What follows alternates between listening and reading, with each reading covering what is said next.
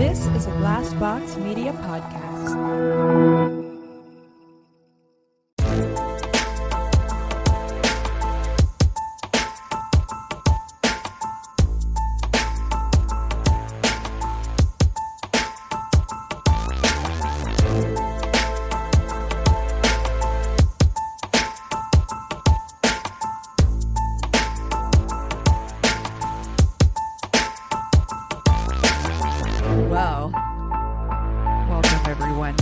My worst date. I'm Cassie. I'm Keegan. I'm Christina.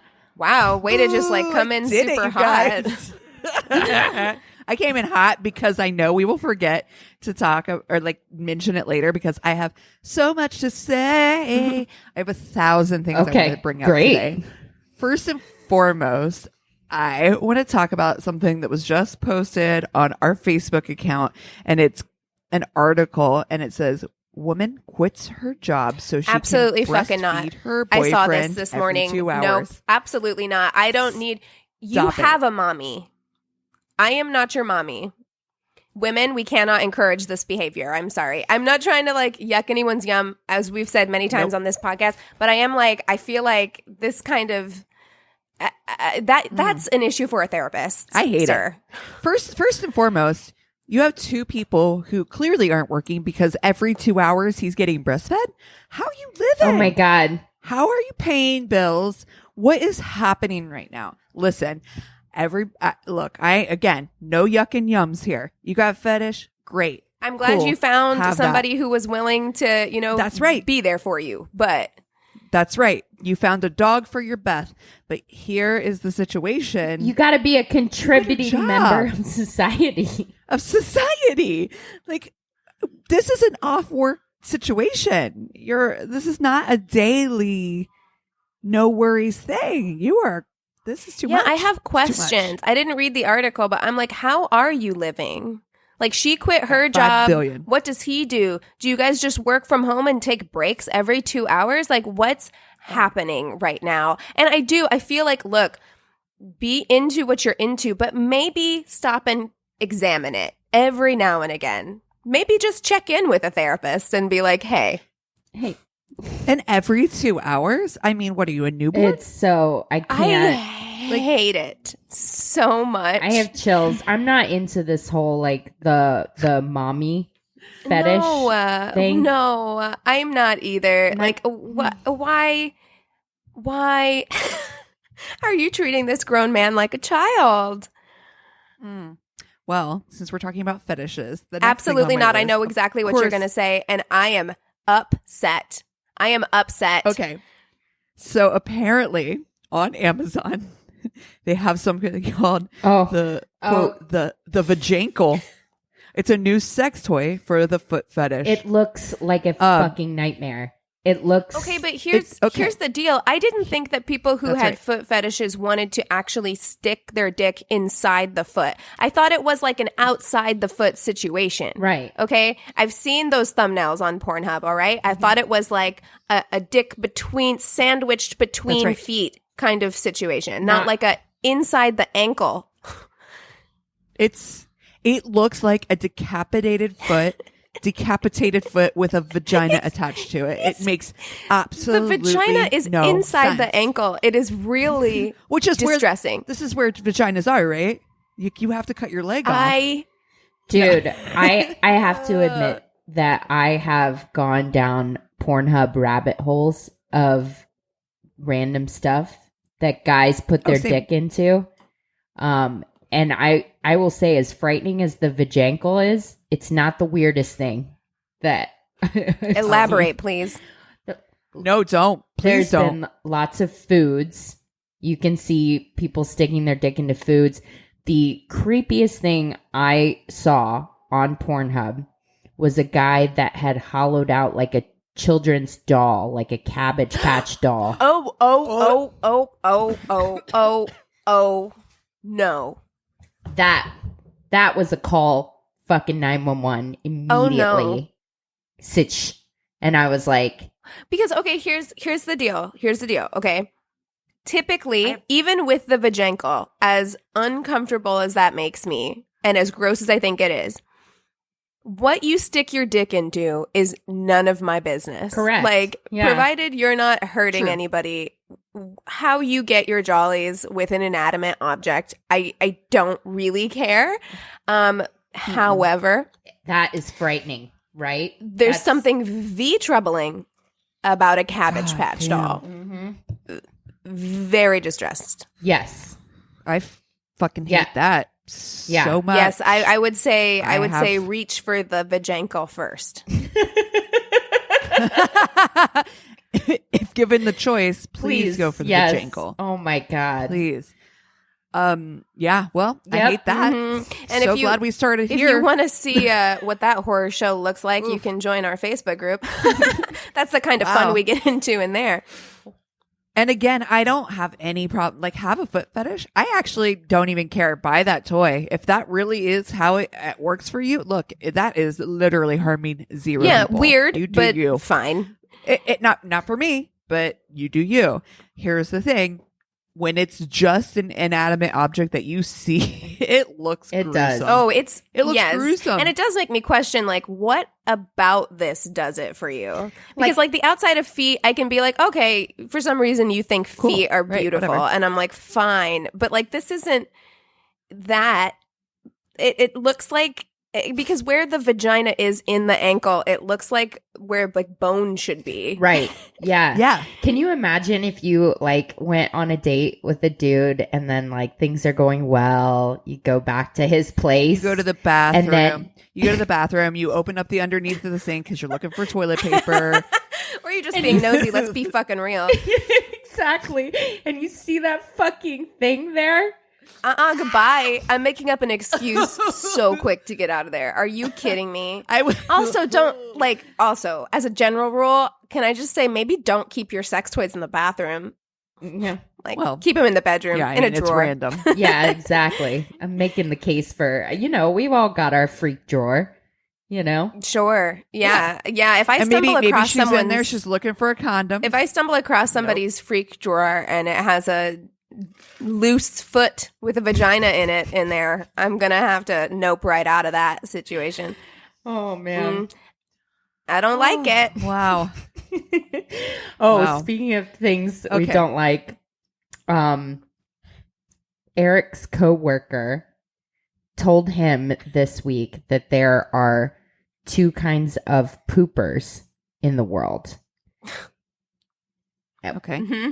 The kind that wipe sitting down and the kind that wipe standing up. No, there's only one way. Apparently, there are some people that stand up to wipe. Why? I'm so thankful. Why? Because I'm like, I feel in my head if you stand up, then you're smearing. You're squishing it back in. Yes. Like, maybe my butt is too big, but I'm like, you guys, you don't understand the size of the way my ass is set up.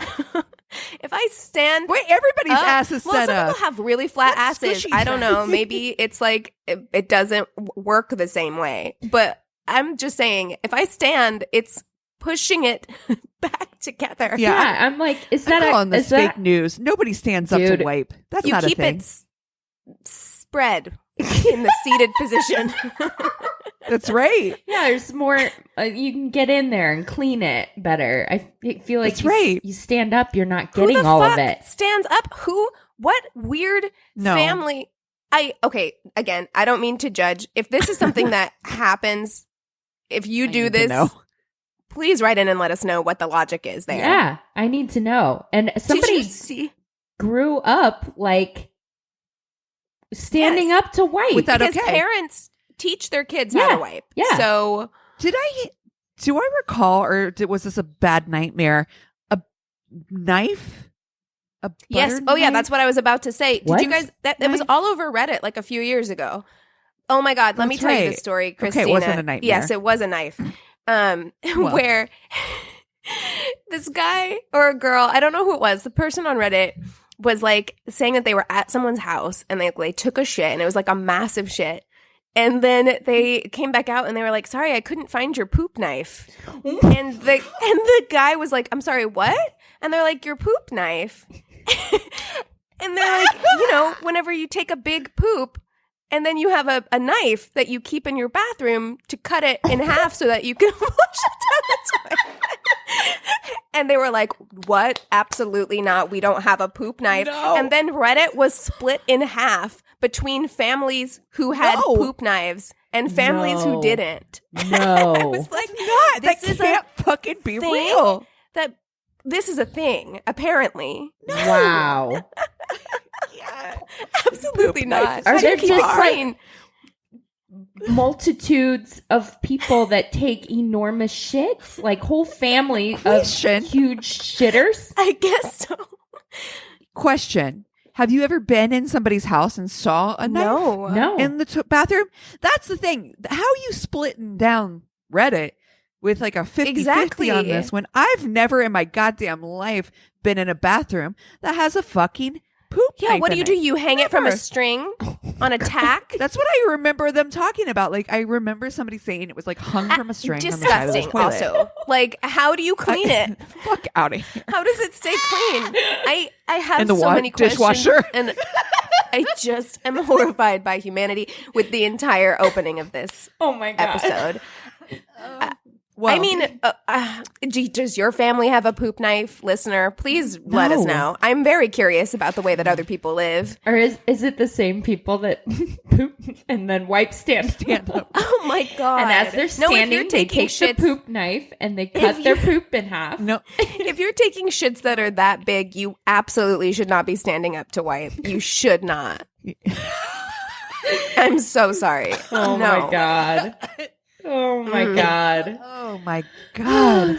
Wow. Wow. Wowie, wow, Well- wow. That's So I had a weird thought yesterday that I want to share with Okay. you guys. Since we're talking about things that not everybody does. Chris and I were in the car and for some reason got stuck in my head the Pink Floyd song Wish You Were Here. And I fucking love that song. It's one of my favorites. Yeah, I love Pink Floyd, just T to B. But I was like, I said to Chris, I said, when you were like 15 or 16, did you also have a song that you told all your friends you have to play this song at my funeral because you were certain you were probably going to die before you were 30? oh my God. Cool. Just No, me just you. No, I mean, and my badass friends. I think maybe I had Or, like, this is my funeral song. planned my funeral.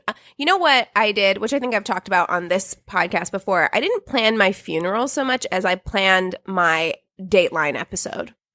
I Where it was had like, a I pictured montage. it. Yeah, I pictured like what pictures would be used, that slow piano music, the way Keith Morrison was going to describe my beautiful life. You know, like She had a I thought about smile that stuff. lit up the room. Keegan Winfield Yes. was beautiful. Oh man, friend. listening to the And everyone Dateline, loved her. listening to the Dateline podcast has been real interesting because they say some shit that I feel like doesn't hit you as hard when you're watching the show, but when you're listening to it, you're like, what the fuck? Like I was listening to one of them and it was Keith Morrison and it was a dad and he was talking about his daughter and like how she was like his butterfly. And then Keith Morrison came in and said, and now that butterfly is dead. And I was like, what the fuck? Like, who wrote that and was like, that's okay. That's okay to my include God. in Dateline.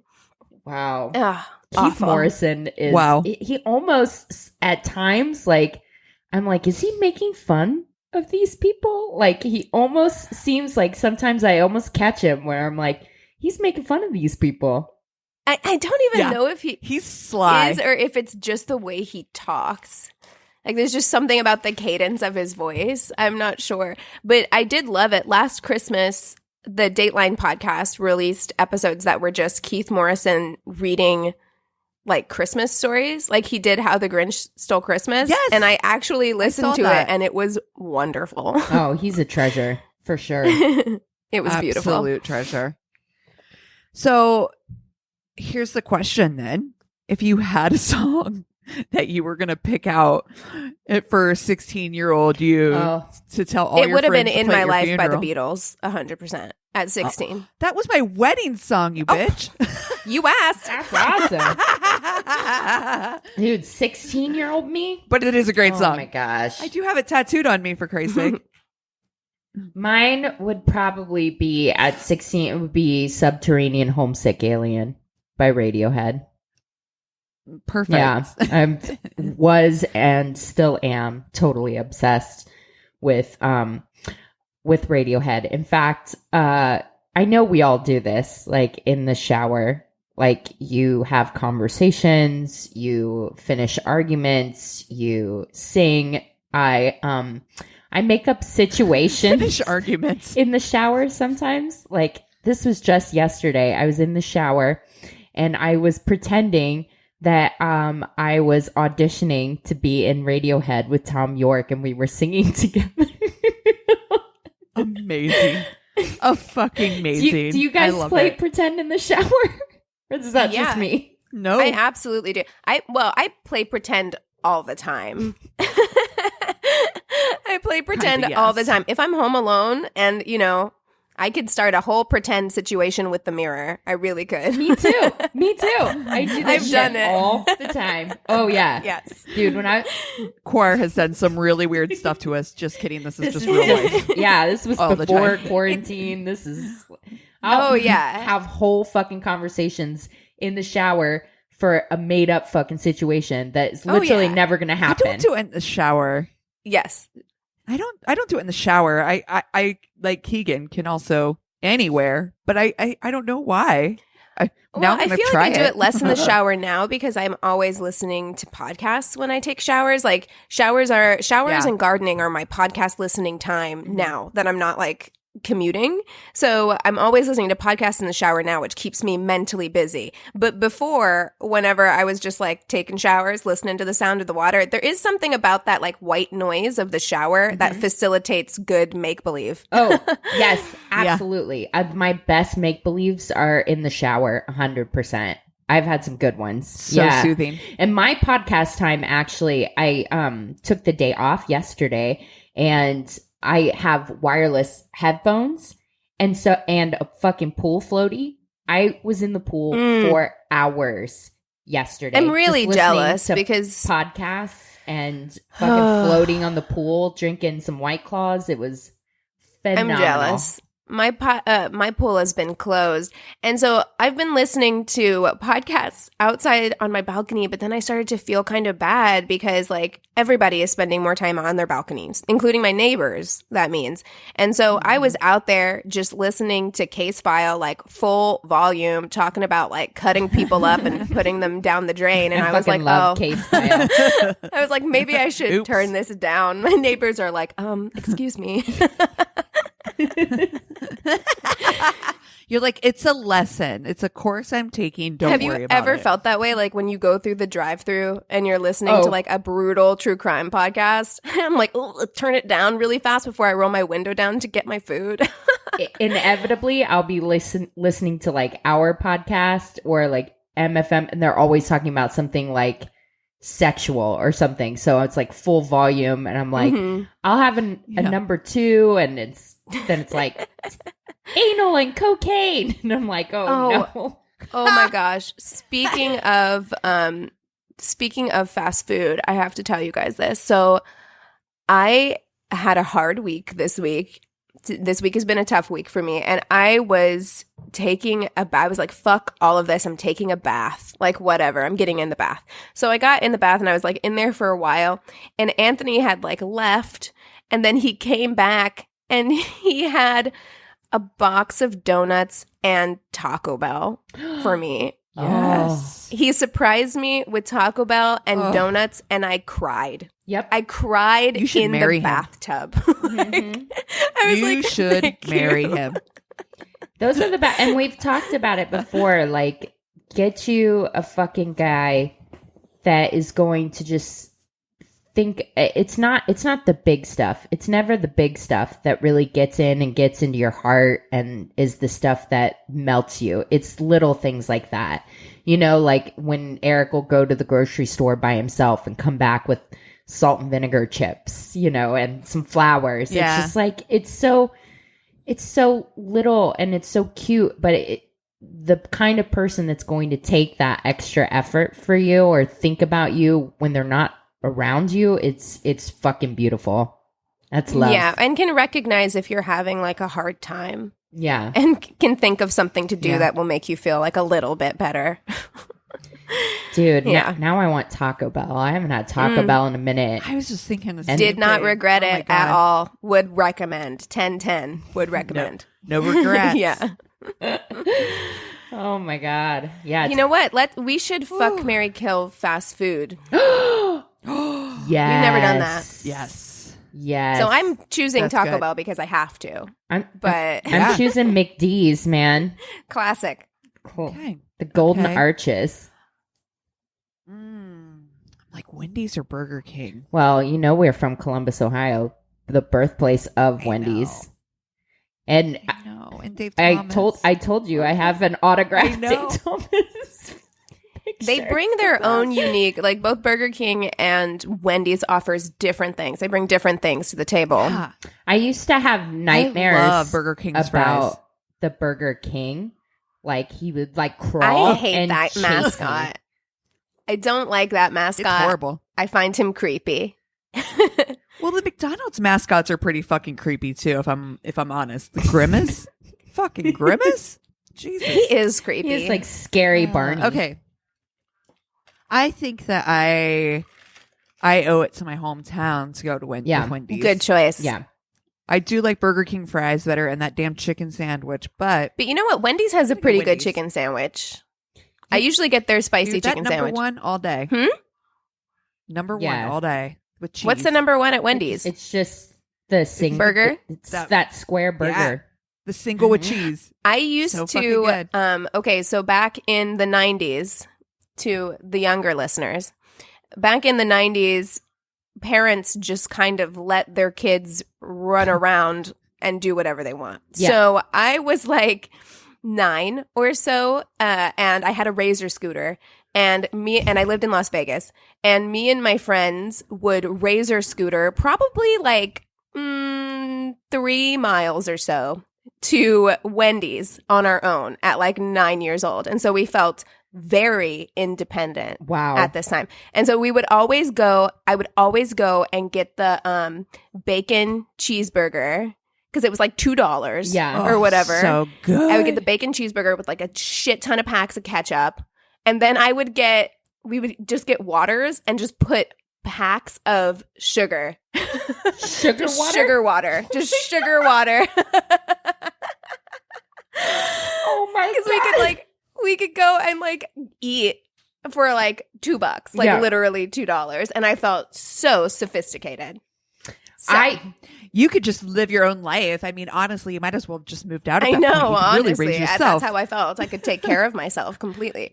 I used to feel fancy at Wendy's when I was a kid, and I used to go because I would get the baked potato there. Oh, yes. Back in the day, they used to have a potato bar, didn't they? Yeah. Mm-hmm. They had melted And a cheese salad and bar. shit. Yep. Yes. No longer. Dude, do you guys remember Rax? Oh, yeah. I do remember Rax was the shit. Rax was like if Arby's was good. Oh, I've never been there. Oh. Rax. Amen. That cheese, that melted cheese was chef's Yeah. Also, kiss. hot take, I don't think Arby's is that bad. I like Arby's. I'm fine with Arby's, but like if you remember Rax was what was up. That shit was delicious. That might have been in Ohio. I think Do so. you guys ever have rallies? Oh yeah. Of Rallies was course. delicious. Rally fries. In the South, it was called Checkers. Oh, really? It's the same place. Yeah. Interesting. Yeah. Okay, anyway. Okay. We've gotten off All right, topic. fuck, marry, So kill. fuck, marry, kill, Wendy's, McDonald's, Taco Bell. Ooh. All right. Tis a tough call. That is really tough. You know what? I gotta fuck Taco Bell. I gotta fuck it because I mean it's spicy. It's fucking there's a lot of variety, and it's just like I feel like fucking Taco Bell will be the most fun. I agree. It's gonna be a good I night. agree. Yeah. There's Same. enough variety that you can do whatever you want. I'm going to marry Wendy's because Wendy's has been always fresh. It's a hometown thing. It's stable. It's been consistent. They don't add do like a whole bunch of like random bullshit on their menu or like it's been the same menu forever, steady Eddie. Exactly. Reliable. And fucking, Dave Thomas. Frosties. Charitable too. And they're charitable. Mm-hmm. Mm-hmm. I love a Frosty too. I'm a big Frosty fan. Oh, and guess whose Frosty machines don't go down? The Wendy's. And you got to dip them fries in it. And then McDonald's to me is just kind of symbolizes like everything I don't like about capitalism. And as much as like I will kill you for McDonald's French fries, they're just the best. It's still like it's bad for me. I feel it's bad for the environment. I feel like it's a toxic marriage. I wouldn't be happy in a marriage with McDonald's. I feel like McDonald's is a toxic relationship in that like it keeps you It's like that really shitty dude who fucks you really well, and so like you keep coming back when but does not clean his house. And he asks you for $20 every time before he leaves. Like he's that person. Or he'll be like, you want to split this bill or whatever, you know what I mean? And it's just like he's like, oh shit, I forgot my wallet though. Yeah, but you keep coming back because he's a fuckboy. Like McDonald's is a fuckboy. Like that's what it is. It's like you keep coming back. Damn breakfast. He keeps sending you up texts. Yep. And despite yourself, filled with shame, you do it anyway. Yep. It's that goddamn breakfast sandwich. Goddamn it, McDonald's breakfast, man. I could give up everything else from McDonald's, including the fries, I think. Really? But the breakfast, any day. Like sausage biscuit, man. Oh my god. Goddamn. So good. The hash browns. Sausage egg McMuffin. Come on. The hash browns. And I'm sorry, so you good. know that they have the best Coke and Diet Coke. Like, because they have a proprietary, like, formula. And so, like, you can only get... there's real cocaine in their Coke. Yes. That's for sure. That's because right. it is more addictive. Proprietary. And so I would say, I'm going to have to kill McDonald's, but, it is hard. When I'm eating it, I feel it destroying my body. Like, I know that that's what's happening, and I just have to set that aside in my brain. Yeah. And it will hurt me. I'll grieve the loss. But I'm going to go ahead and kill McDonald's. Man, I feel like I'm going to do it.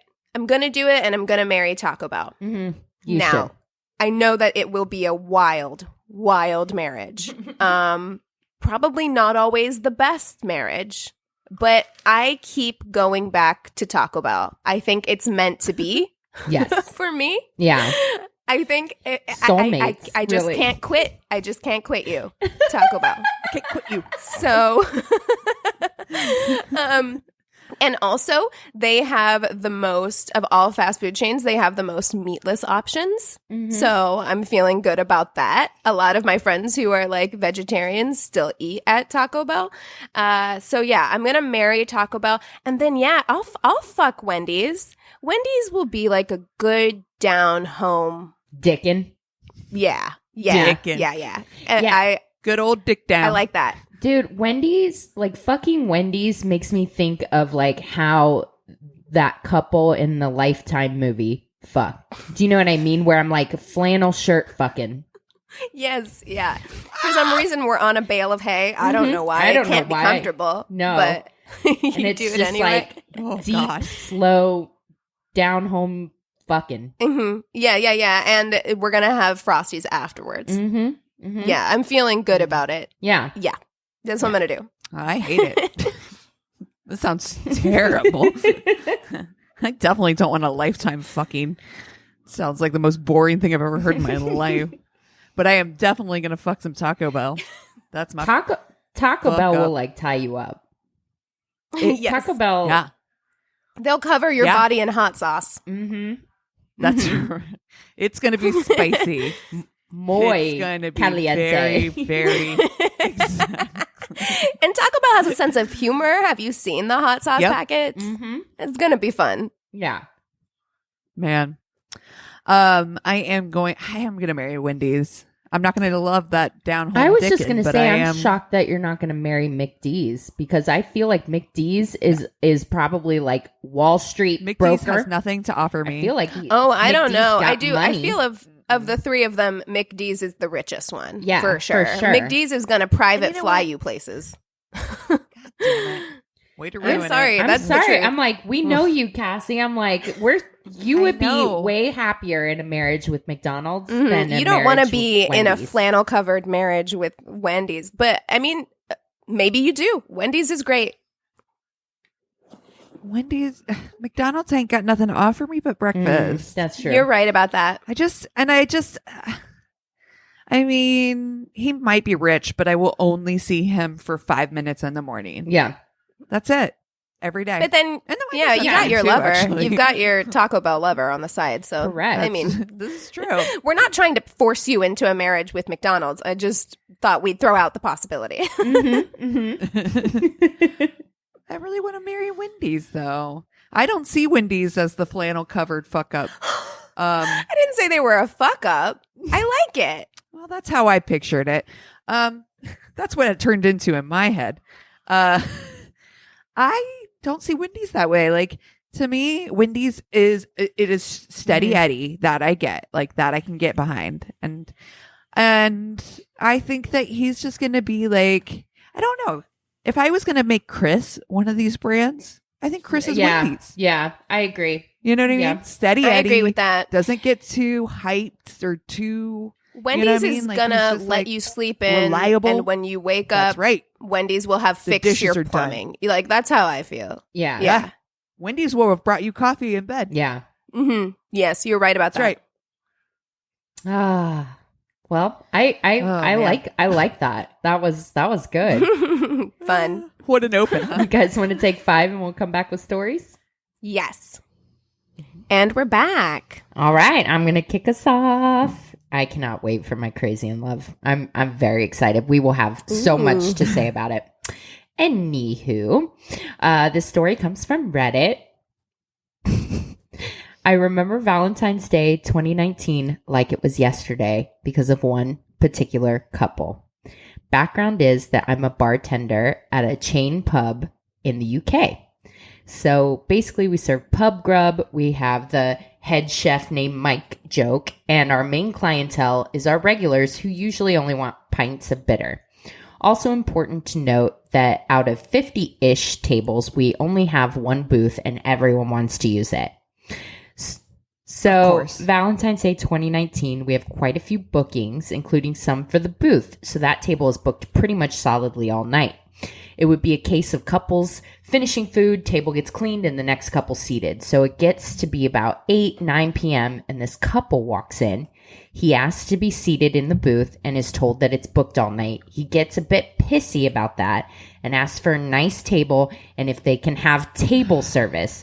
Dude, this is a city center chain pub. There aren't any nice tables, LOL. That's exactly what I was going to say. Why? If this is your priority, there are a million other options. And if you couldn't think ahead to make a reservation at a nice place on Valentine's Day, that sounds like a you problem. Exactly. That's right. His date says she's going to the toilet and walks off. He then proceeds to explain that he's planning on proposing and wants it to be special. Oh. Again, no. Dude is expecting big things from this place, but we don't say anything except we can set him up a table in a closed off area, and one of my coworkers manages to find a really tacky tablecloth, fills an empty Orangina bottle with fake flowers, and sets them out some cutlery. No. That's worse than if it was just regular.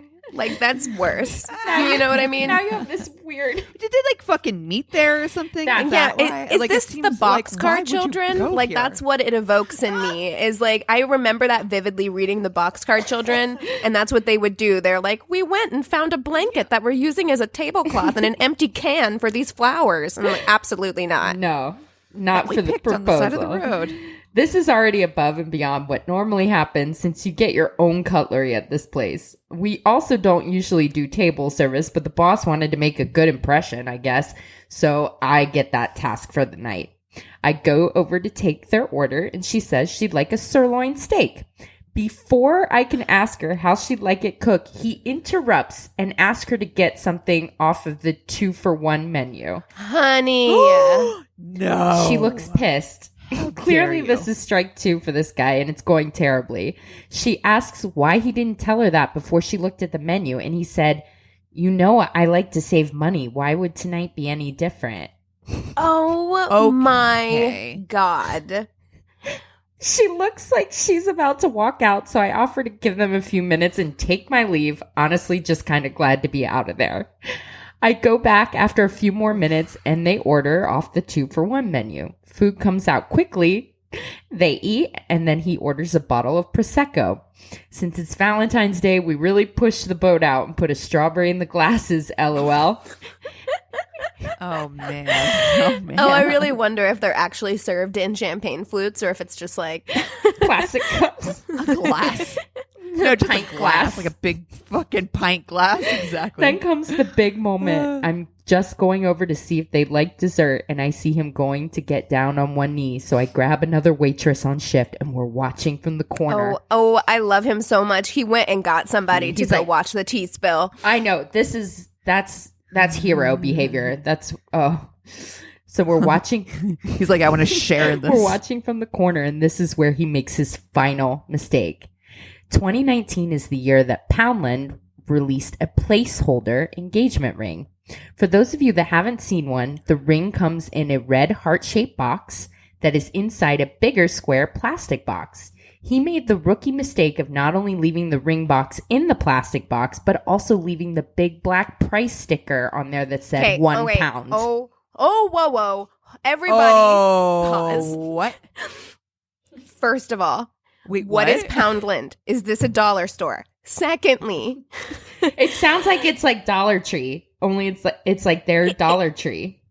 Is a placeholder engagement ring. It's not a bad thing.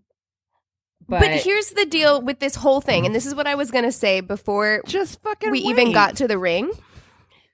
If you wanted a special night, like, think ahead. There's nothing wrong with saving money. There's nothing wrong with living within your means. You absolutely should do all of those things. But if you knew you were going to propose and you knew you wanted it to be special, you should have thought ahead several months, save money, set money aside for the date, and also for the ring. That's what I'm saying. When we talked about earlier, like the kind of guy that's like, oh, Keegan had a bad day and like goes out and gets donuts and Taco Bell. It's like that kind of guy is not going to do that kind of proposal. Do you know what I mean? Like, if this is somebody that you love, that you weren't asking to spend your life together, it's like a big moment, and it sounds like he couldn't even be bothered. He stopped by a Dollar Tree, and didn't take the tag off. Honey, like, you didn't even have enough forethought to. I can't trust you with my life for the rest of my. You want me to commit to you for the rest of my life, and you couldn't think ahead long enough to save for our date and take the tag off this ring. She asked if he was serious. He said yes. She asked if the ring was from Poundland.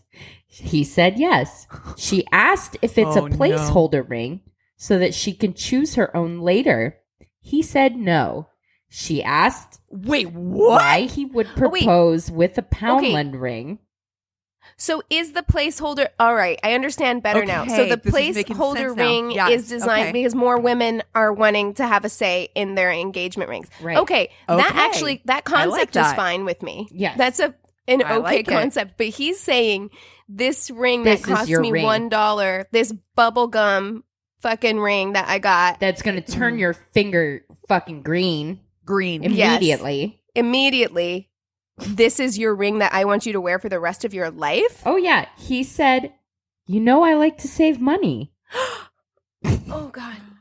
We're breaking up. I'm sorry. I can't. She picked up her wine glass and walked out of the pub. I did not stop her taking the glass. You can have it, ma'am.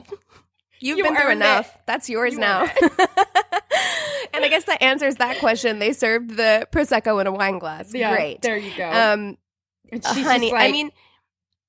Goodbye. Okay. And listen, I found an article about Poundland sells 40,000 engagement rings ahead of Valentine's Day.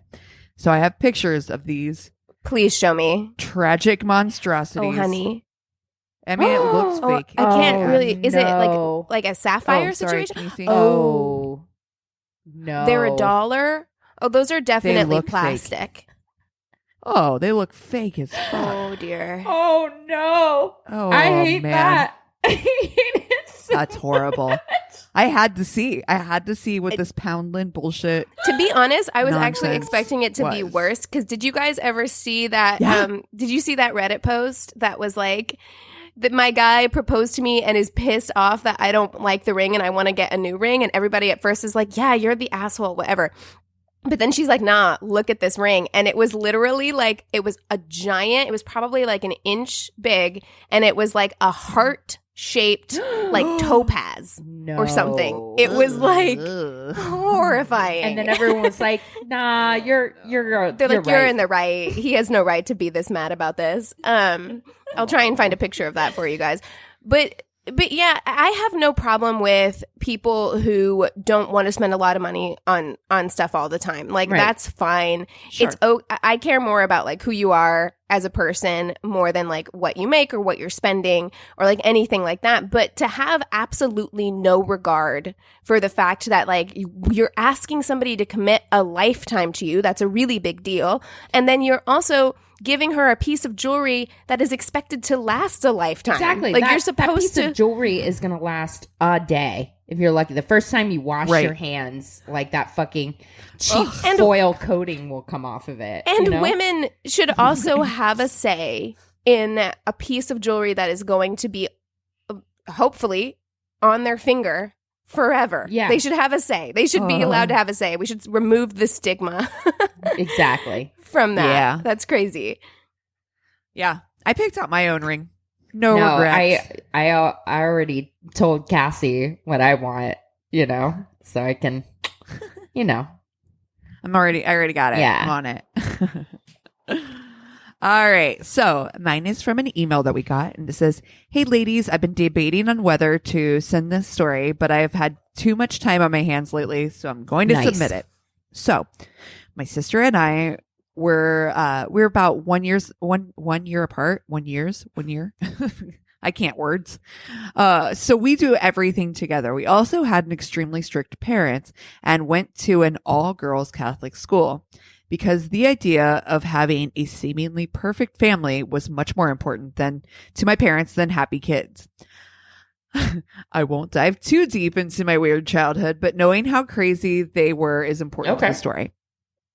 So we shared a bedroom and were literally not allowed out of the house. If it wasn't for a school activity or to go to a girlfriend's house that my parents had met and approved of, and weren't allowed to date until we were no longer under their roof. Nah, that's not going to work out.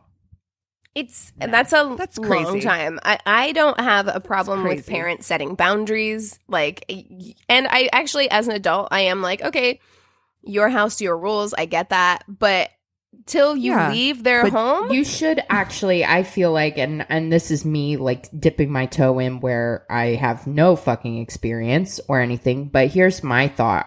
Wouldn't you want your kid to date once they turn like 15 or 16 and they're still in the house and they can come to you and they can talk to you and you can help them? Dating is really hard and it's tricky, and you can be there for them emotionally and help them to learn how to date safely. And That's right. I just feel like you would want to be involved as a parent in setting them up like that. And the other thing you're asking totally for agree. in a situation like this is for them to move out as soon as possible. If that's the rule, is like, I can't date anybody until I'm out of your house. Well, I'm not going to take that gap year and hang out here at home. Yeah. I'm getting the fuck out at 17. You Well, know? you're lucky that they don't like sneak out and fucking get knocked up, and that's how you get like grandbabies. You know what I mean? Not the truth. Well, but strict parents make sneaky kids. So, of course, this didn't stop us. There you go. There you go. We had carefully orchestrated routine for sneaking out of the house. Our bedroom window was right above the roof to our porch. So we would jump out the window and be right on the roof. So she would then lower me down. My sister would then lower me down to the ground, then hang off the roof, and I would grab her. To get back in, we did the same thing, just in reverse. I hoisted her up on the roof. Then she'd pull me up from while I was climbing up the column to get back in. Also, I was going to cosmetology classes at night, so we took mannequin heads and put them on our beds just in case. It was genius. Flawless. Worked every time. We never once That's got some caught. Escape from Alcatraz shit. Right? Some Dufresne. Those are also some naive parents. If you're going to be that strict, man, you better go check. Like, they look in, they're like, I see heads, we're good. One day, I was 15 or 16, and a boy had asked me out for the first time. I got all dressed up, felt so cute, snuck out of the house, and walked a few blocks down to the end of the road to where our friends with less strict parents were waiting to pick us up. We were meeting at a, quote, club called The Rocking Chair, which is literally the worst name for anything with a party atmosphere, but it didn't stop us from going. It was supposed to be a club without the drinks for people under 18. Under 18 but it was basically clubs just like are so sad. There's nothing worse. And like every town has one of those. I'm like, yeah, let's drink Diet Coke and like dance to Nelly. Oh God. Yes. Real life. Except I would be so stoned by the time I made it there, so it didn't matter. This is why I had a song for my funeral. Stoner. All right. Boo, boo, boo, boo, boo. We met Danny Smith, not his real name, and his friends outside, and he looked so happy to see me. He told me how hot I looked and introduced me to all of his friends. We were dancing and having a blast. I was thinking, this is the best night ever. He bought me a soda and started asking about my school and what sports I play. I met him at the rec center, which is where I would run the trails, and he was practicing baseball with his dad. I told him that I did dance, but not for my school. It was a competition dance, and he told me that's how that's not considered a sport. I hate him already. Okay. Thanks, mansplainer. Well, that Boy shit splainer. always pissed me off because I did cheerleading and everyone was always like, it's not a sport. And I'm like, are you fucking kidding me? People aren't saying that now with I want to see you do a that herky. fucking show on Netflix. Yeah. Have you seen competitive cheerleading or competitive dance? Like the shit that those people put their bodies through. Like, fuck you. Yeah. And even if you feel that way, why the fuck would you say that to someone? It is so rude. Exactly. Yeah. Well, that's high school boy for you. We danced a bit and even a slow dance, and he said he was getting hot, so he went outside with his friends to cool off. My friend Sarah noticed that he'd been gone for a while, so we went looking for him. We opened the back door and heard him talking to his friends about how he was dating me even though I was chubby because his dick isn't going to suck itself. And Catholic girls are way freaky. Plus, I was a dancer, so he wanted to see how flexible I could get. Can I tell you, like, if I had overheard that when I was that age, it would have absolutely destroyed me. Like, just knowing the fucking crippling body image issues I already had inside my own head, having that confirmed by somebody that I had a crush on would have killed me. Forget it. Especially the first time someone asked you out. Mm-hmm. And oh my God, if I ever have a son and I ever find out that he is talking like this, I will lose my fucking shit. Ugh. Okay, so I had never considered myself fat until this point, which is exactly what you're saying, Christina. Like, a lot of people don't even have body image issues or even think about these things until some jack off is like, oh, she's fat. Yep. What? Sarah grabbed my arm, pulled me inside, stuck her head out the door and screamed, "You don't have to worry about anyone sucking your dick, Danny Smith, because everyone knows you have genital warts." Snaps for Sarah. So many people outside and all of them were staring at him. This was a small town and everyone knew who he was. My group of friends had a code phrase, which was giraffes at the zoo, that we used when we needed to leave a situation immediately. Usually, we would work it into a sentence like, We should go see the giraffes at the zoo this weekend. But Sarah went to the DJ booth and asked for the mic, which he reluctantly handed over to her. Gosh, she must have been an intimidating 16-year-old. She's like, give me the mic. Give me the mic. The giraffes at the fucking zoo. Sarah 2020, man. Dude, we need Amen. a boss bitch like that. Damn right. God. Anyway, we went to the car, and Danny kept trying to apologize, saying that he really liked fuck me, off, but Danny. he was just trying to look cool in front of his friends. And you know what? I bet that's true. I bet that's true. I understand that, like, boys are under whatever kind of, like, pressure to be that, like, toxic machismo whatever. I get that, but, like, still. But now you learned your lesson, and she doesn't owe you shit. And I really do hope that that kind of toxic locker room, all boys talk that way kind of shit has gone away or is going away. I think it slowly is changing. I do think it's changing. I think that there are lots of guys out there who check their friends now. And I think that that's what it takes. I think it takes, like, if you hear your friend talking like that, you put a stop to it. Well, and honestly, like, if you're going to do it for no other reason, do it because it will absolutely get you more pussy to be respectful. You will get so much more pussy. You're going to get so laid. By being like a fucking The bar woke is feminist. so low. Exactly. All you have to do is be decent. Just be nice. Be nice. Seriously. Exactly. Honestly, right. it's really as easy as just being nice. Yeah. Imagine. We went there we are. He begged me to stay and hang out. Sarah threatened to run him over if he didn't move, so he gave up. We spent the rest of the night drinking milkshakes and talking shit on Danny. Sarah and Jess, who went to the same school as him, were promising to spread the genital warts rumor all over. Bless. Danny, Sister solidarity. Hi. Girls supporting girls.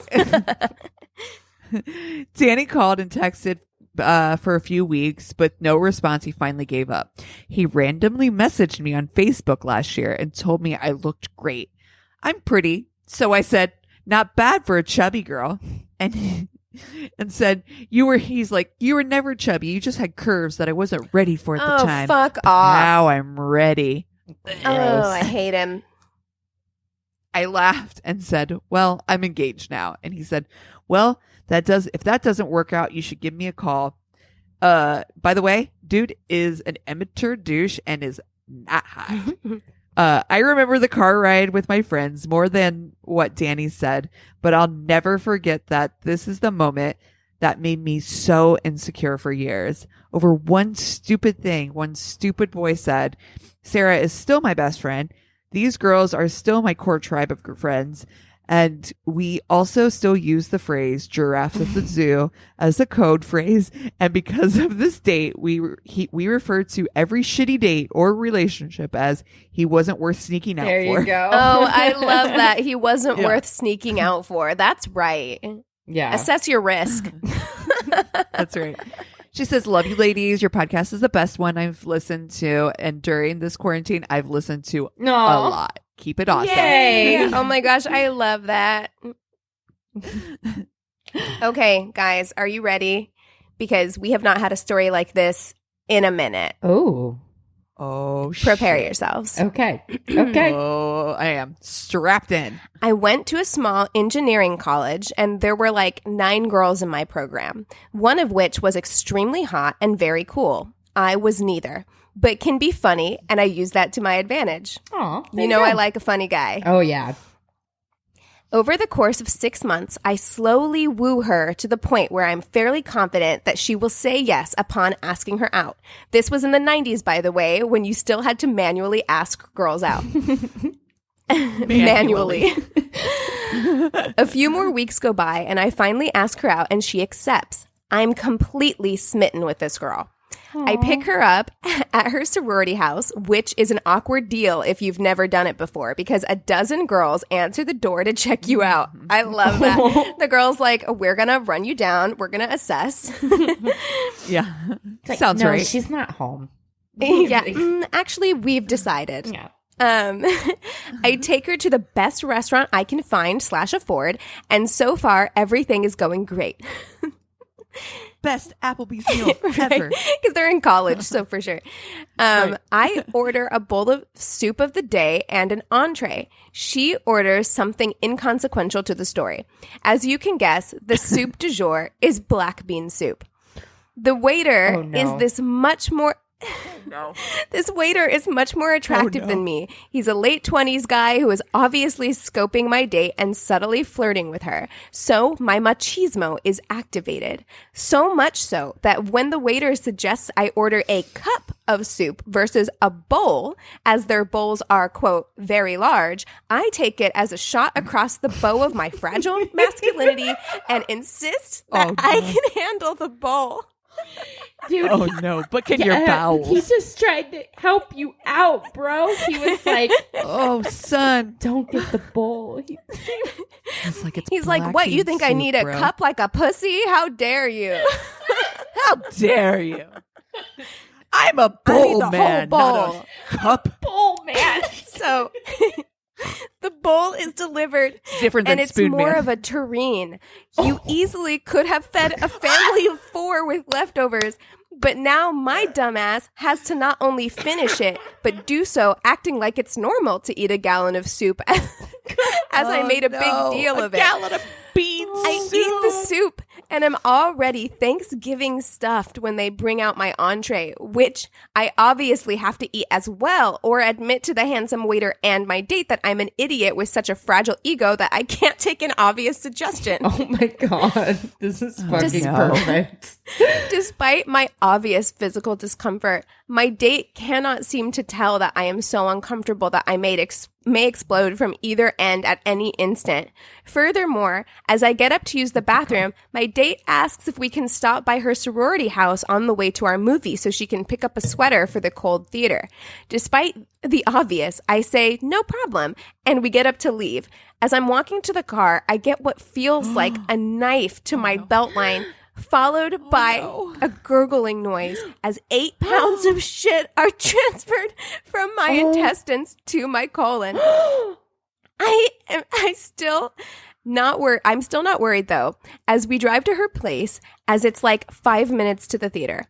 We get to her sorority house, and she asks if I need to come inside for anything. I would like to think she wanted to fool around, but I think she has now picked up on my situation, probably from my profuse sweating and silence. Oh, no.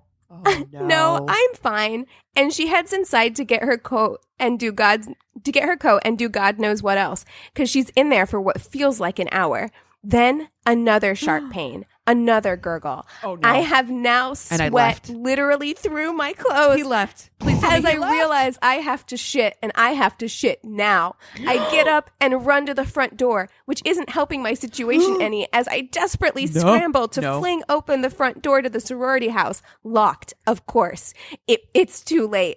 I run around the side of the house, drop trow, and proceed to shit my brains out, pressing my back hard against the side of the building in an attempt to keep from contaminating myself. I was not successful. Oh, no.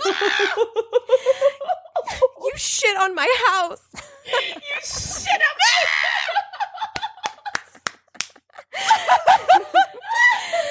Oh my God.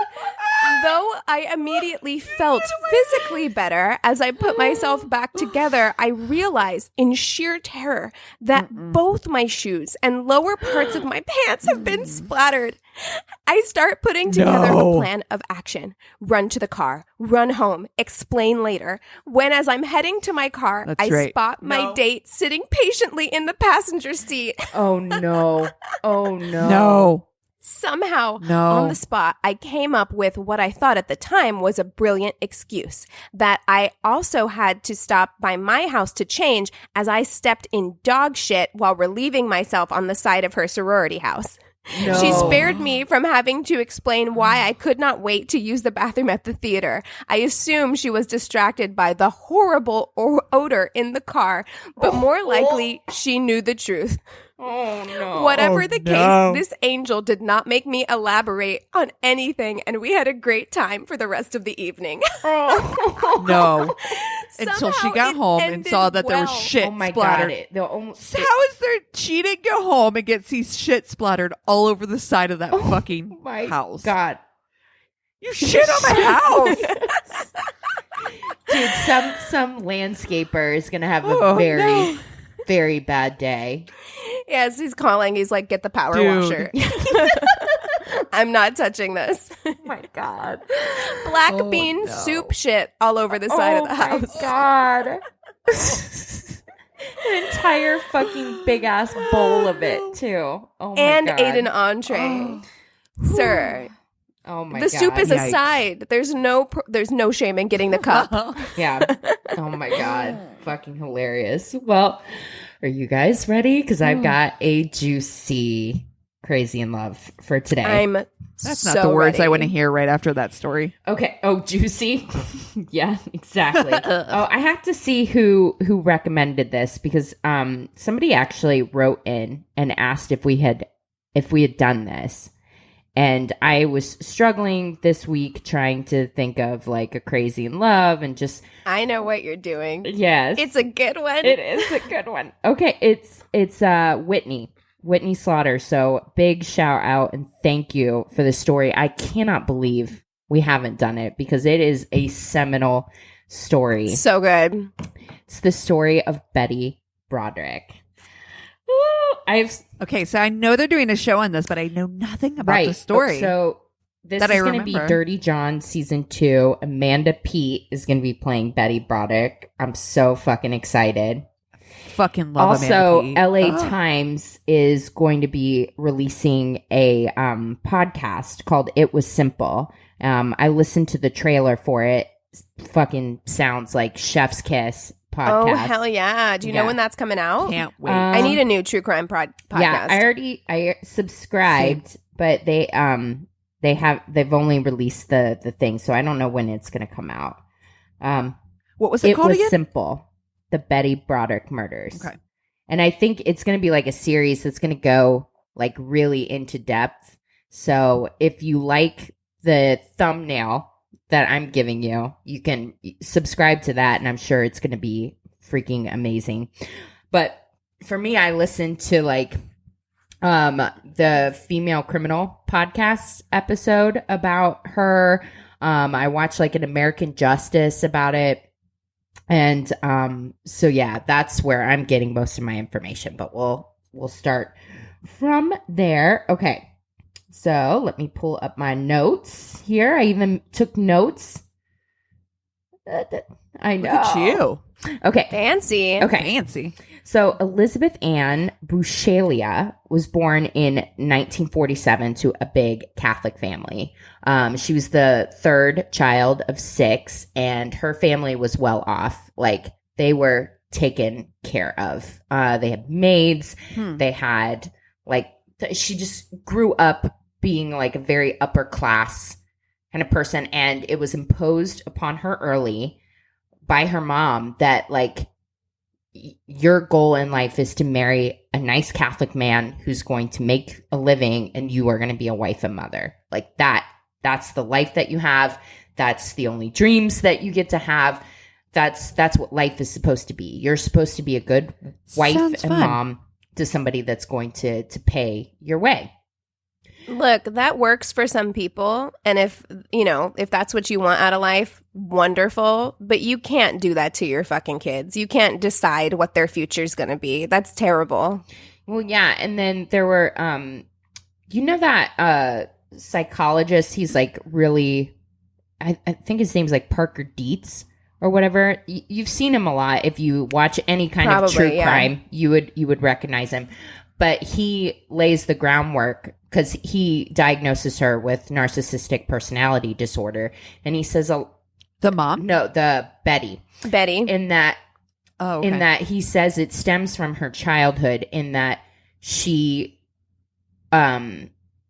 never like learned how to take care of herself emotionally. She relied on like her parents, her maid, or her husband. Like, she didn't learn how to take care of herself and her own problems.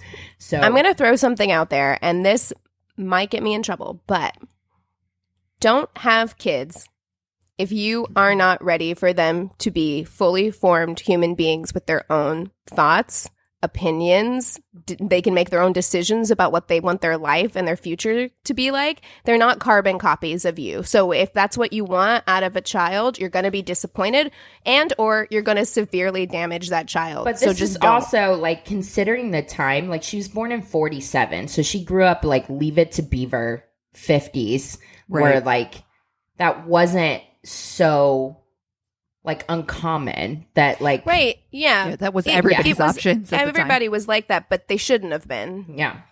Yeah True. So like in 1965 Betty attends this party and she sees this kind of dorky guy with glasses at the party who writes his number down on a napkin and is like he's Dan Broderick, MDA.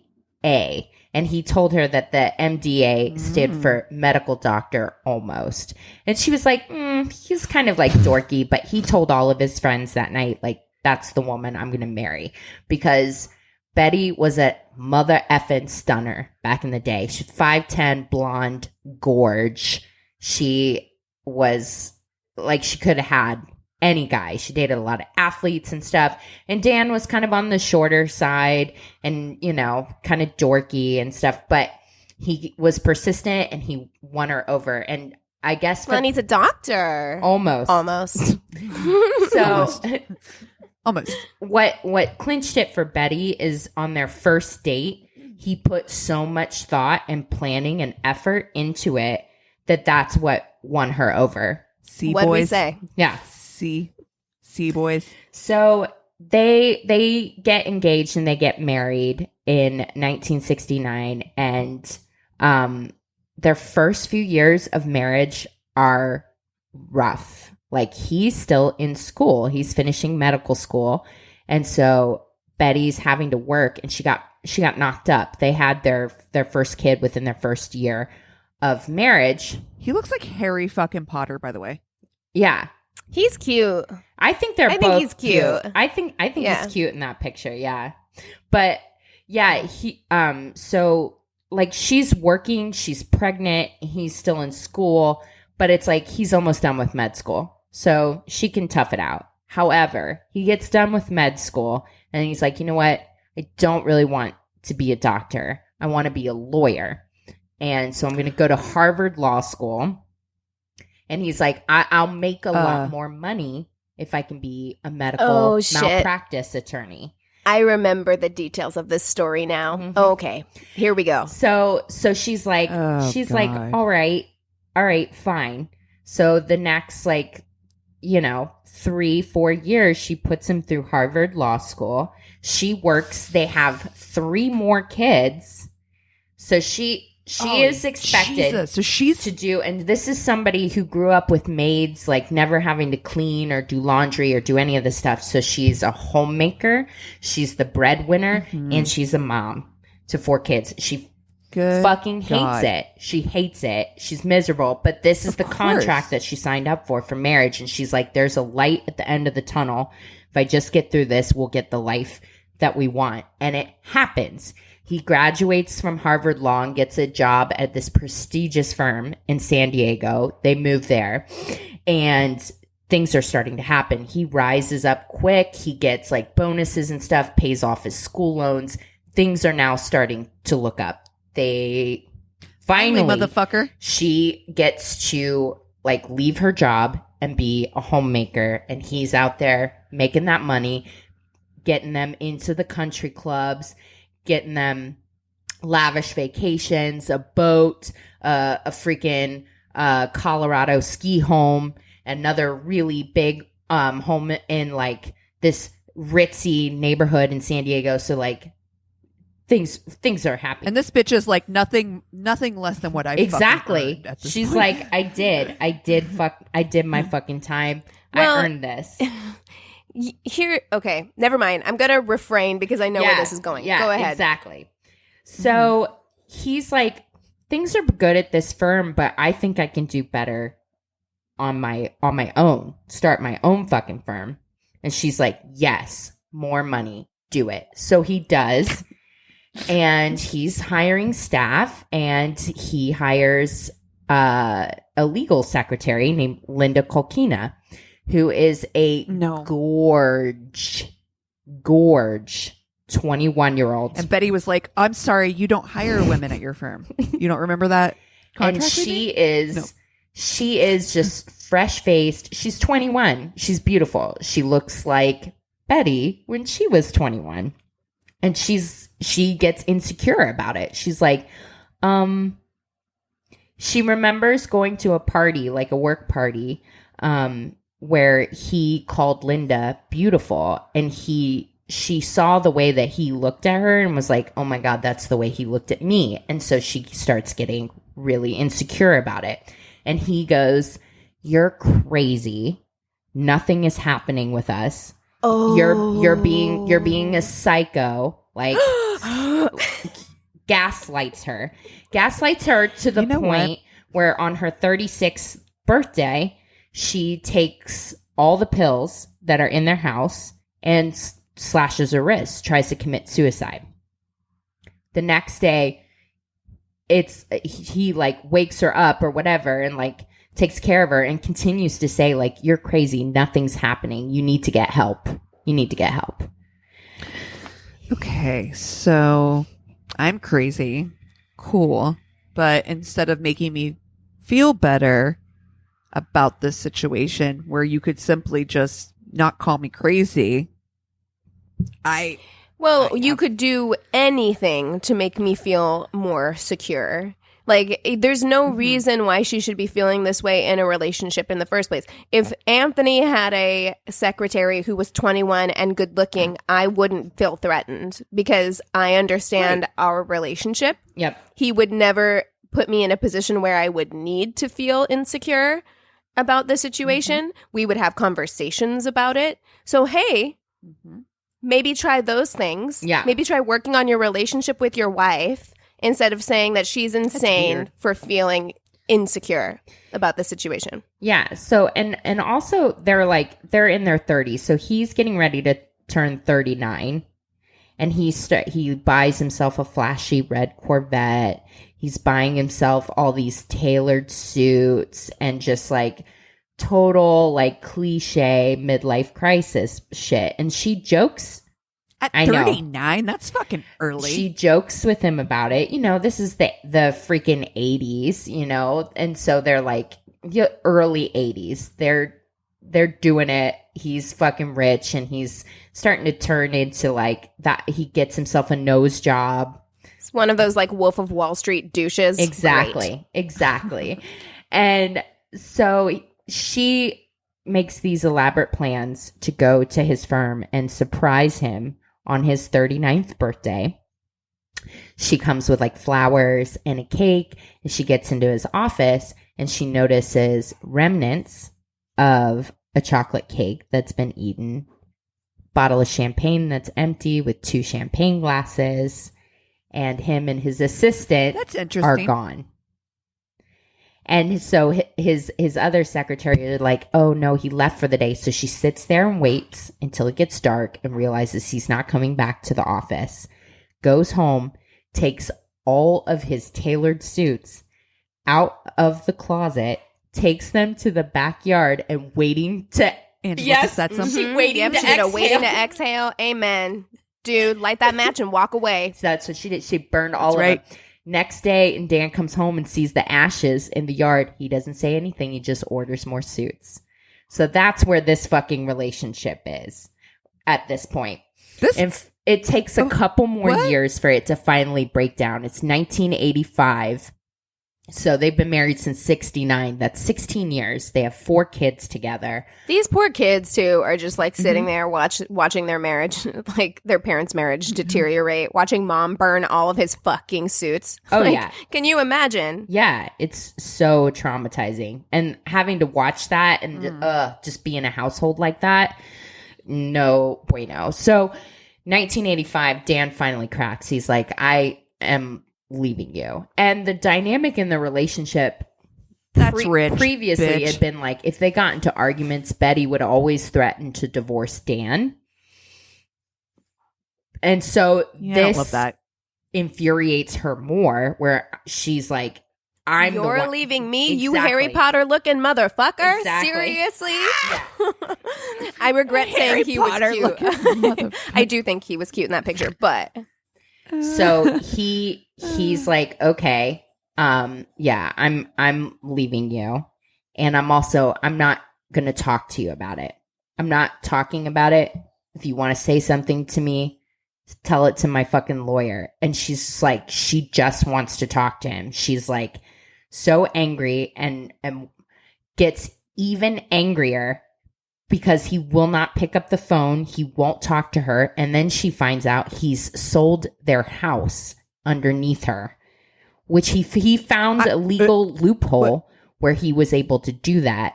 And he sold their house out from under her and wouldn't talk to her about it. So she gets in her fucking Chevy Silverado. what a fucking psychopath. Like, to do that to someone you were married to, the mother of your children. Like, you can have whatever disagreements that you have within your relationship. You can choose to end your relationship. All of that shit is fine. But, like, how do you not have any amount of empathy or humanity for somebody you've been married to for this long? Right. And, oh, by the way, he moved in with Linda. They have a new house together. So, like, Betty's suspicions were, of course, correct that he was fucking Linda the whole time, moved in with her. And so when she finds out about the sale to her house, she fucking gets in her fucking big ass car and rams it right into the living room of their fucking house. Now, because he won't pick up the phone, he won't talk to her, and she just goes crazier. And the fucked up thing was, throughout this whole thing, she's like, he won't talk to me. Well, he'll have to talk to me if he has the kids. And then he'll appreciate how hard I've worked when he has to take care of these damn kids. And she says it's the biggest mistake that she made, because once he had the kids, he was like, great, and used them like as pawns and been like, I won't give them back. So it's fucked up. She's lucky that she didn't hurt one of her fucking kids when she went fucking banana sandwich and drove into the house. Shit. No one was hurt, but she was arrested and put in a mental health facility for 3 days after that. Dude, this is what gaslighting will do to you. Yeah, I mean, look, not trying to defend Betty here, but like, this is the poster child for like, women aren't crazy, you made us crazy. Exactly. This is gaslight torture. This is like fucking torture. You played psychological games with me for fucking decades, and this is the result. Now you're surprised. Exactly. Because and we'll talk about it when it's done, because we ain't even there yet. So what follows next is Broderick versus Broderick, one of the most talked about divorces in California. It goes on and it is acrimonious. I mean, at this point, Dan Broderick was the head of the San Diego Bar Association. He had connections. Their judge in the divorce was somebody that he was friends with, which tell me how the fuck that doesn't seem like you should be allowed to do that. Yeah, that seems like a conflict of interest. So this divorce, Betty gets a lot of shit because her spousal agreement was $16,100 a month. And she's like, that's not even 20% of his income, and that's not what I'm fucking owed, because of like how many years I spent with him, and I fucking California worked my ass off for the first 5 years of our marriage to get in. You wouldn't be fuck all if I hadn't done that. Exactly. Here's the thing, okay? Because we can look at that and say $16,000 a month is a lot of money. Okay, it's a ton of money, but it's not in this. And at that point, it's not what her what is that? What, like, cost of living? It's not the way that she's used to living now. You know, for the past which I understand. I could see the argument though being like $16,000 a month to get out of this like horrific marriage. Just take it and walk away. However, on principle, there is an undervaluing of the labor that women are expected to do in relationships, not only emotional labor, as far as like having to be in charge of the household and the children, but also she worked her ass off to put her husband through school. Through and med she's school absolutely and law school. Exactly. And she is owed something for that. Exactly. Because he would not be, and this is the thing, I do remember this case opening up that conversation, to have that conversation, because this was a thing that happened a lot, I feel like, in the 80s and 90s. You had your, quote, starter wife, right? Yep. You have your, it's like the First Wives Club, right? You have your first wife, and she's the wife who bears your children and helps you through all the difficult times. And then when she ages out, you get your new wife. Yep. And this is the case that really opened, because this is before First Wives Club, Waiting to Exhale. This is before, you know, Goodbye Earl by the Dixie Chicks. When in the 90s, women did start fucking, because this shit happened in the 80s. And, you know, of course goes crazy, but it was everywhere in the late 80s. And I didn't even realize until I was watching a lot of YouTube clips and stuff. I'm like, oh, I fucking remember that. In fucking Ohio, I recognized her face and her voice. And I was like, I've seen this news clip. I know I have. So, right. And she can seem unhinged. And yeah, like a lot of the stuff she did / will do is fucked up, and we can't defend that stuff. However, she started a really important conversation that I feel like we needed to have as a people, because it's fucked up. You can't treat people like that. Her anger, and you know, I'll save it for my breakdown, but her anger builds. It just builds because she feels it's not fucking fair. And also, like, all she wants to do is talk to Dan and work it out. Not even their marriage at this point, which she has given up on, but she wants to sit and have a fucking adult conversation where it's not through lawyers or whatever, where they can sit and say, like, what's fair? You know what I mean? She wants to plead her case to him and not have this whole, like, lawyer thing, but he will not. Well, and that's part of it, too. If he had just talked to her in the beginning, it never would have gotten to that point. You know what I mean? Because they probably could have come to an understanding if he could have been reasonable. But the thing, you know, the thing is that, like, all of a sudden she starts getting free samples for weight loss stuff and wrinkle cream, and gets pictures in the mail, supposedly from Linda Kolkina, of like her with her kids saying, "Eat your heart out, bitch." So I'm like, now you're throwing gasoline on the fire, because that to me, I'm just like, first of all, women like Linda, I don't mean to speak ill of the dead, spoiler alert, but you're going to come in and you're going to snake someone else's man, and then you're going to fucking throw gas on the fire like that. Wow. That's fucked up in a way that, I'm sorry, that's low. That's right. Low. Well, it's also, you know, because typically, look, Dan is the person who wrecked his marriage. Like, Linda, of course, it's awful. Dan is the person who wrecked his marriage. However, like, Linda, to do that to another woman, to have no empathy, because it's something that we as women realize, especially back in the 80s. I feel like we're moving away from it a little bit now, where we can embrace getting older and embrace aging, and, you know, but all of us women have experienced this, like, fear of getting older, and especially at that time, and Betty in particular during that time, and the way that she was brought up, her value was in her beauty, right? Really, like her ability to get a husband, and she, you know what I mean? She becomes so unhinged in that first year of separation that she gained 60 pounds, and her usually, like, coiffed and expensive appearance really, like, fell away. So not only is she feeling insecure because she doesn't know who the fuck she is without Dan, her status as Dan's wife was her fucking personality, and now she has none. And furthermore, she's being egged on, where Dan is telling everyone in their circle who will listen that she's crazy. And then you have his, you know, his... Right. So she's really his new girlfriend egging her on. Right. She's a woman who's backed up against a wall, right? She's lost her identity, her children, her husband, her lifestyle, her friends. Yep. Yeah. Exactly. everything. And so she keeps leaving like messages on the machine. Like she calls him like, hey, fuckhead and the cunt.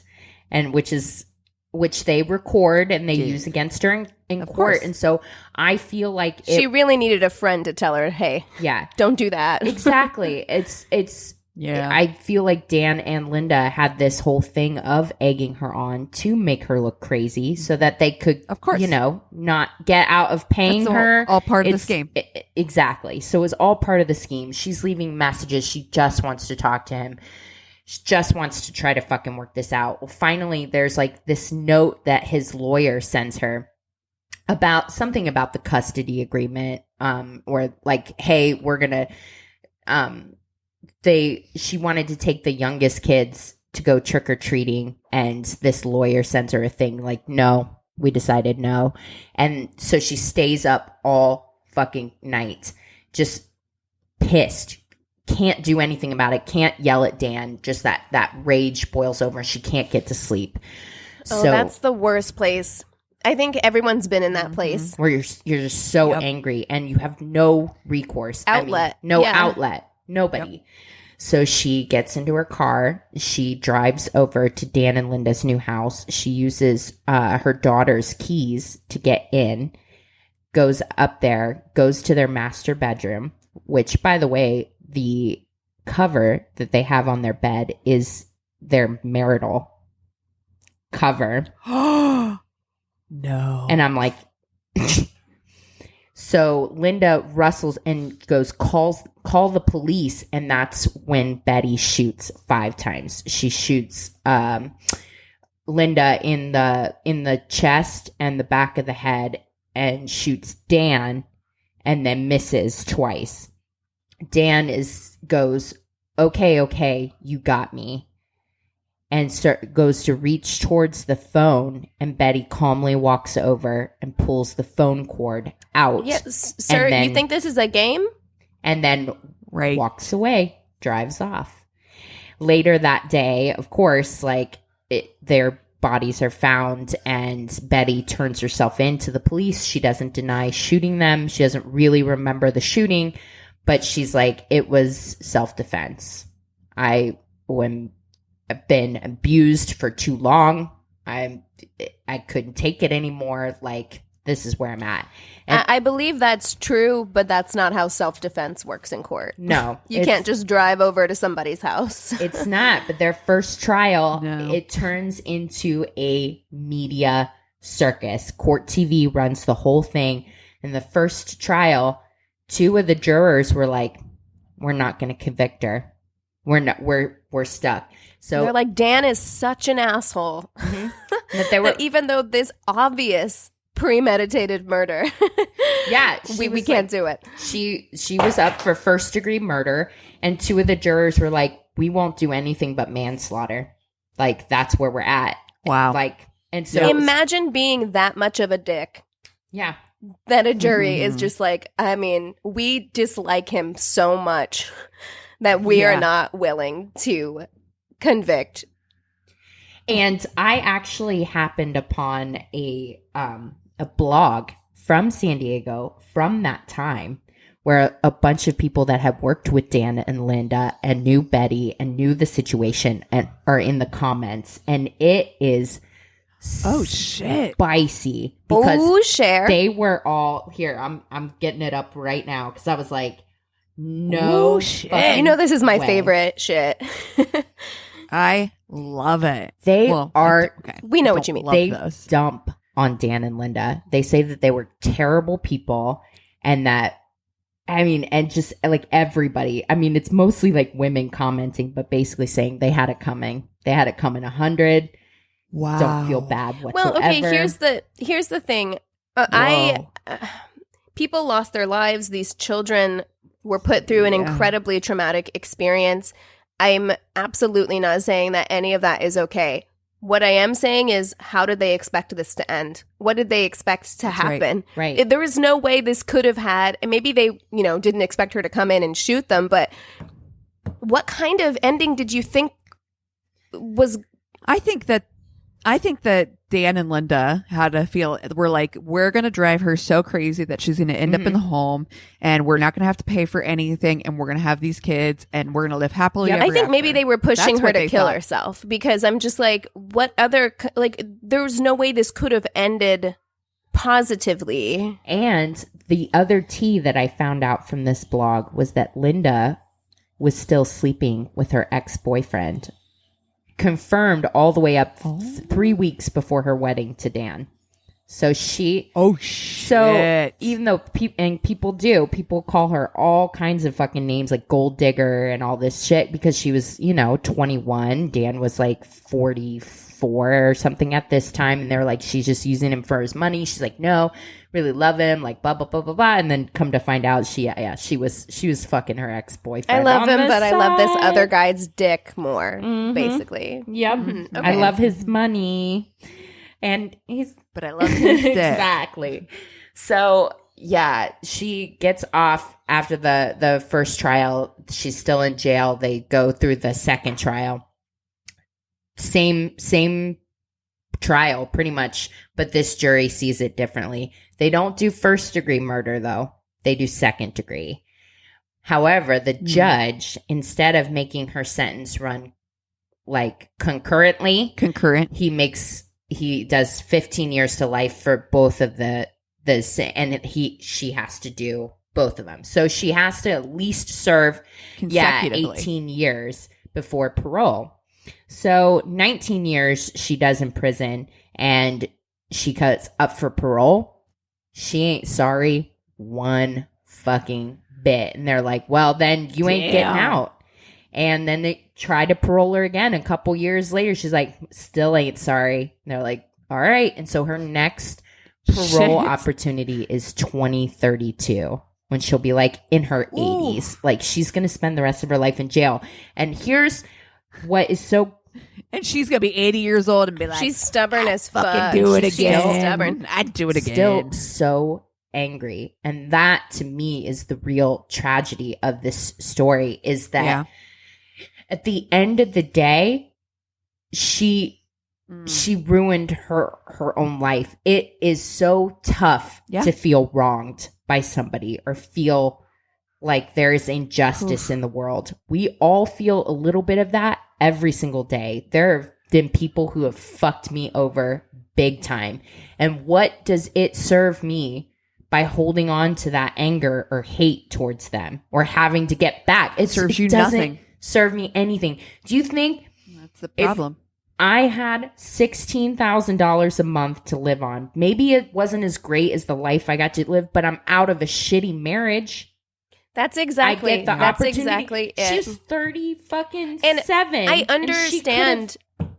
Right. I understand the feeling of injustice, because truly she was wrong. I'm going to say it. I think she was wronged by her parents. I think that they set her up to be in a position where she had no fucking recourse as an adult woman. They didn't give her the option to have an education, to decide what she wanted to do for herself, her own career. And so it did leave her in a really shitty position where she had to rely on her husband for her lifestyle. That's unfair. The way that she was treated by her husband and this other woman, that's unfair. And I can totally understand clinging to that injustice, because it would suck. But at the same time, $16,000 a month is more than most people could ever dream of acquiring. Right. Ever dream of acquiring. I know families with children in the Midwest who make $20,000 to $30,000 a year. A year. Yeah, a year.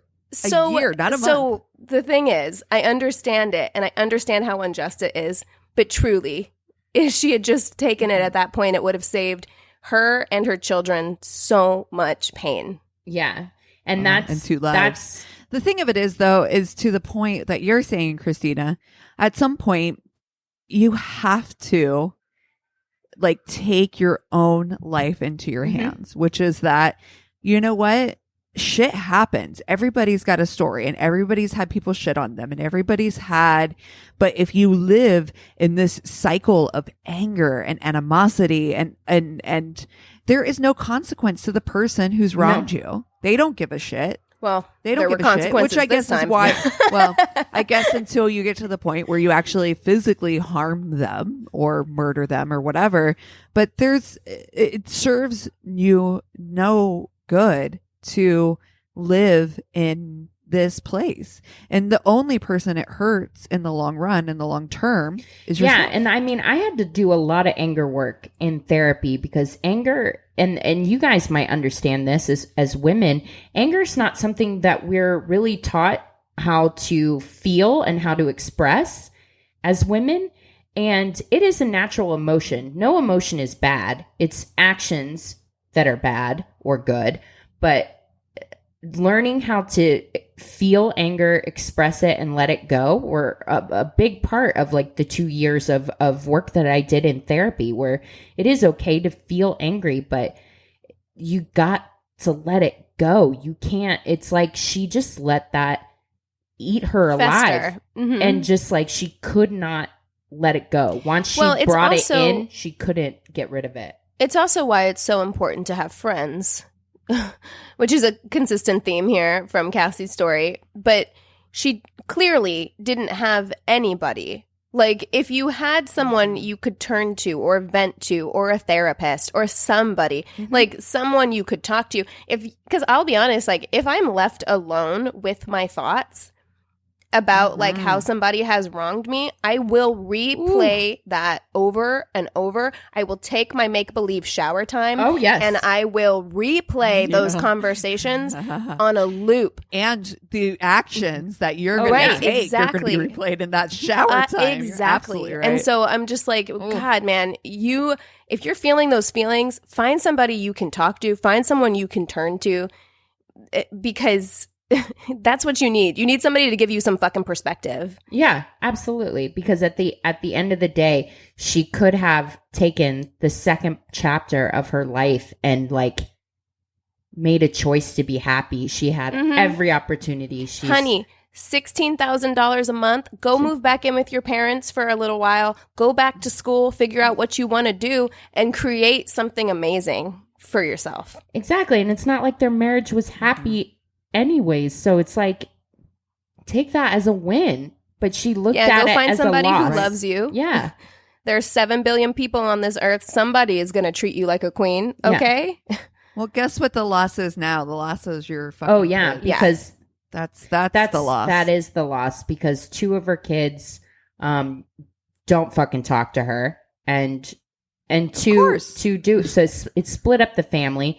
The youngest 2 kids were forced to live with random ass relatives, like their dad's brother's estranged wife raised the 2. Exactly. It's so weird.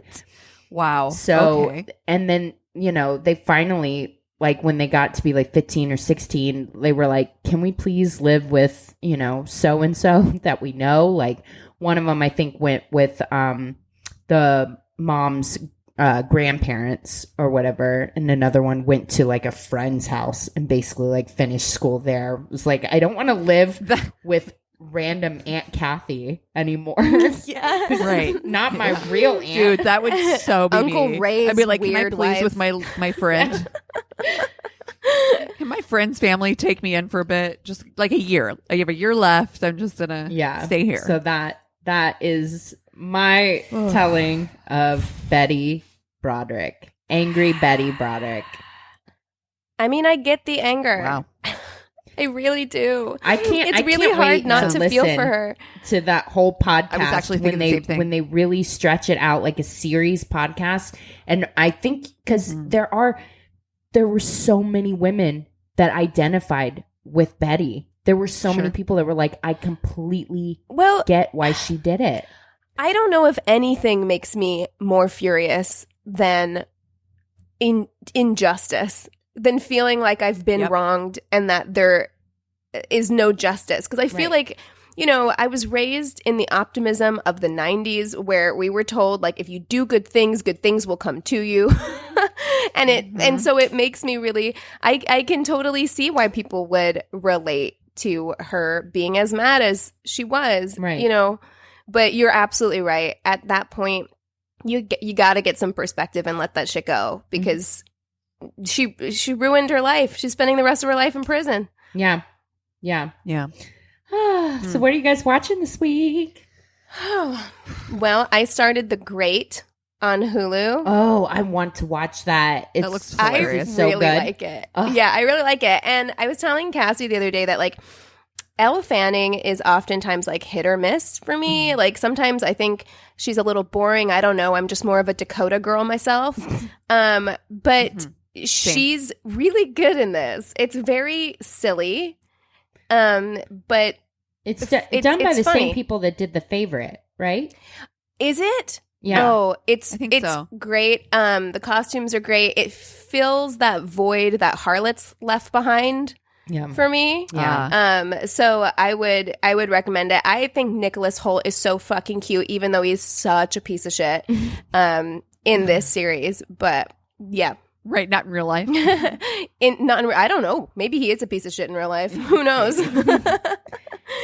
But yeah, we've been watching Legion, which is great. I watched the first season years ago when it like came out, and he had never watched it, so we started watching it. It's really good. I forgot how much I enjoyed it. So yeah, if you're looking for like a fun. Well, it's not really even fun. A really dark, twisty, comic kind of thing. Interesting. What studio or like what service is it on? What is it on? I have no idea. I don't remember now. It I'll look into it together now. It was on like USA or something, I think originally, but I think you can find it on. And Noah Hawley did it. He's the guy. Oh my God, what else did he do that we all loved? Anyways, it's really good. It's dark. Okay, I'm gonna Aubrey give Plaza it a watch. is in it. Oh, and I love her to pieces. Mm-hmm. Oh, it was a little too obscure and dark for me. Chris loved it, and he watched the entire 3 seasons. But I'm kind of like, I dig obscure and dark. Oh, and also, it might be you might. Anthony like it, and I have been rewatching all the Lord of the Rings movies. So that's what we're doing with our quarantine. Nice. Oh man, it's been also not for ride. me. Nice. A long. Oh man, they are long. We have yet to get through one in a single night. Like we break falls them up asleep because holy shit, 3 hours is a long movie, y'all. Like, man, I have been okay. So we're still watching House, of course. That's our nighttime go-to. The thing that I've had, because what I've really been doing, of course, is crocheting my life together. And recently it's been coasters, regular coasters and cute cat the cat coasters are so, cute. Oh, yes. Yeah, everybody's getting coasters. Nice. for Just sitting here Christmas. waiting for You're you welcome. to open your Etsy store. Like, chop, chop, bitch. That's right. So while I'm doing that, the thing that I've been watching, and I'm not proud of myself, I'm going to say it. It's I'm watching The Good Witch.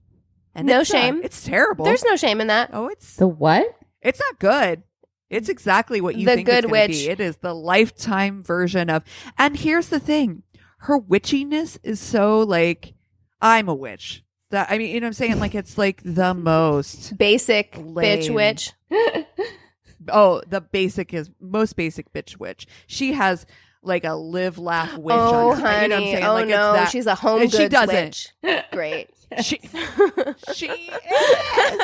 you know what? I'll watch the shit out of that stuff. I think that there's something you'll love so it. comforting about like a Lifetime Or- shit like or, that. like, It's like predictable. Charmed. Yep. Yeah, it's fine. Oh, the girl that plays the daughter is so adorable though. She is so cute. And I mean, she's older. But I remember her from like movies and stuff when she was younger. She's so adorable. It's exactly what you expect it to be for crocheting time. It's, you know. I like it.